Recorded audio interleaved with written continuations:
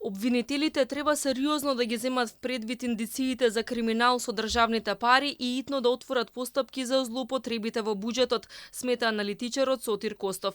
Тие во наредниот период треба да имаат полни раце работа. Ваквите барања доаѓаат по шокантните тврдења на Министерката за финансии за буџетски злоупотреби тешки над 500 милиони евра.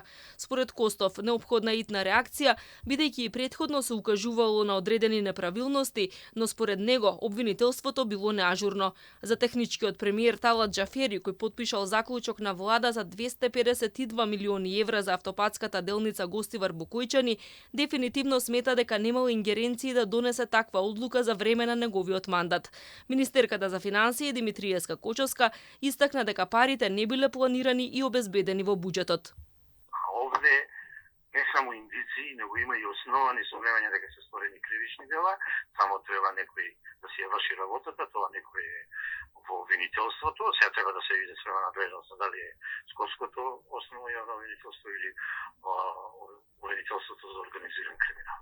Техничката влада има ингеренции само да спроведе избори, а не и да прави финансиски трансфери и други работи. Впрочем, тоа у закон е ограничено вработување финансиски трансфери. И покрај лошата стартна основа, владата успеа во ребалансот да најде пари за покачување на платите и пензиите, капиталните проекти на општините и ефтини кредити за бизнисот.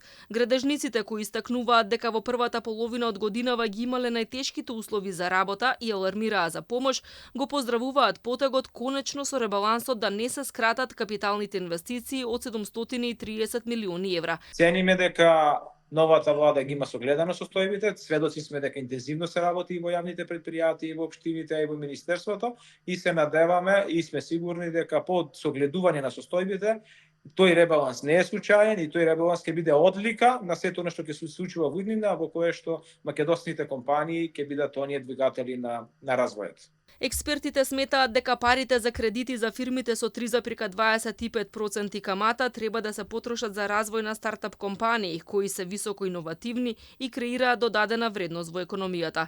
Допрва ќе ги дознаат условите под кои може да аплицираат, но добро било да се фаворизираат извозно ориентирани компании. Тие сметаат дека конечно треба да се напушти праксата парите да се трошат само на социјални трансфери и помош за јавните предпријатија за губари, а повеќе да се размислува за развоен буџет кој ќе донесе поголем економски раст. Не видов средства да се одвојат, да се потикне и развие стартап екосистемот во Македонија, кој би требал да биде двигател на развојот.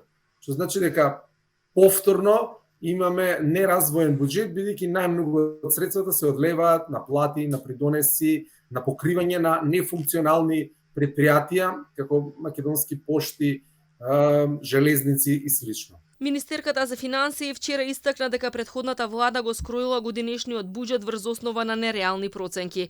Таа ги намали проекциите за раст на економијата на 2,1% и инфлација од 3,5% и промовираше буџет со расходи од 5,85 милиарди евра со дефицит од 4,9% од БДП или 730 милиони евра.